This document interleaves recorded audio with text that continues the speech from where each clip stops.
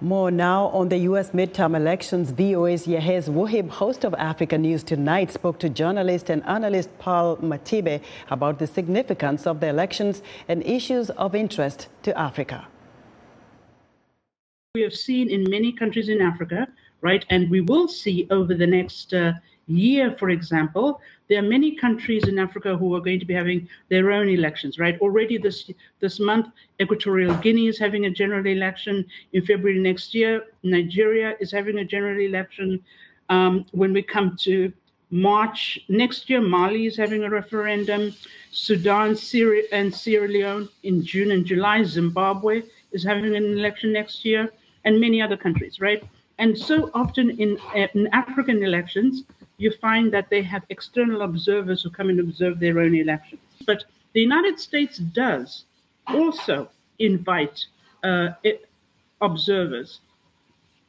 But now, why is this important to Africans, and why should Africa care? The thing is that at the moment, if you're taking a look at the lawmaking body, Congress, right? The Democrats have a majority, but their majority currently has been raised. Then they've been on a 50-50 split, and Vice President Kamala Harris has been the tie-breaking vote in Congress.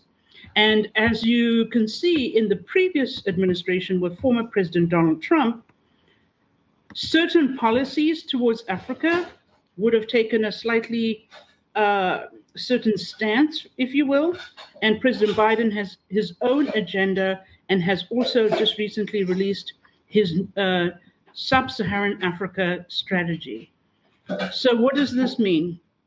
If President Biden's political party, which is the Democratic Party, if they lose control of either the House, and in particular if they lose control of the Senate, that means that for the remainder of President Biden's term, the next 2 years, he will find it very difficult to complete his agenda, which may also include certain things pertaining to Africa. As we saw under President Trump, there were certain things like, for example, in Somalia, there was the withdrawal of the troops in Somalia, for example.